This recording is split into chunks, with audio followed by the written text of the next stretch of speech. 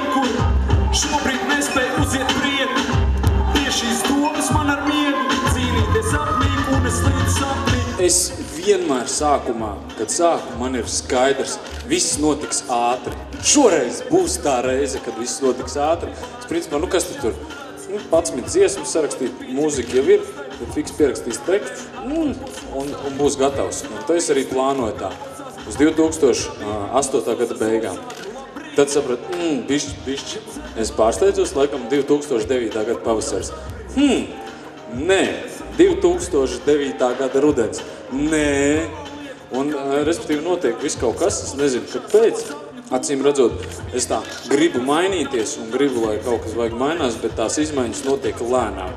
Un šobrīd, kā vienmēr ar gada nokavēšanos, ir tapis disks, 3. elpa, 17 kompozīcijas, kurās piedalījās diezgan daudz cilvēku, gan instrumentālisti, gan vokālisti. Šoreiz gan neviena repere. Čižiku var saukt par reperi. Tad neviena. Es ar tiem stresi pateiciski.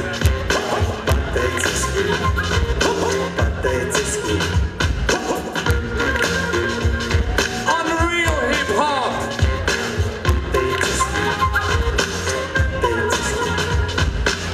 Labam notikumam saku pretējs, un tas notiek ar manevru krasu. Tie, kas agrāk man vispār neko neteica, tagad man saka, ka es zaudēju asu. Bet vai es tiešām kādam bija spērējis palikt uz mūžu Gustavo Tabasko? Gana laiku znaidu bija tērējis, tagad citu vilni ķer ar lasu. Šai gadījumā es zinu, cik es daudz varu sniegt pats no sevis tādā repa ziņā savām kompozīcijām, ja? Un kādu ideju tur es gribu ielikt. Un es pagaidām neredzu, ka kāds varētu tā kā papildināt to. Bet ir izpildītāji, kuri man tiešām pārsteidz pēdējā laikā. Nevienreiz vien ir pārsteiguši, un es domāju, ka turpinās pārsteigt. Un ir tāds kolektīvs kā PKI. Tie, kas seko līdz tai hip-hop kustībai Latvijas, tie arī zina. Un tie ir ļoti talantīgi jauni cilvēki, kuri raksta tā, kā Latvijā, man liekas, neviens vēl nav rakstījis. Tur ir tādi salīdzinājumi un tāds doma lidojums.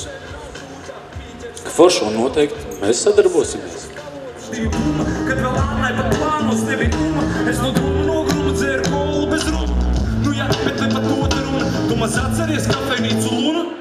Tās jau vairs nebija, fakti nebija, Jāņos bija regbijs un mēnes teki bija. Mēs plānojam tādu kā Latvijas tūrīti. Cik pilsētas ir palikušas vēl ar cilvēkiem. Pat pāris izbrauksim arī. Respektīvi, visās tās pilsētās, kur ir tādi lielāki klubi, kur var savākties vairāk cilvēku. Un, protams, būs arī liela koncerts Rīgā.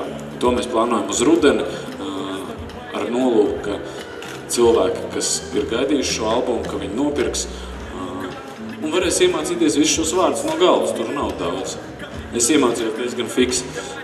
Kā 90. bija pits un jumts, vedzīt melnu, riktīgi tumšs. Labāk nedalām kā pits un tums, bet ja izrauj vadu, viss tums.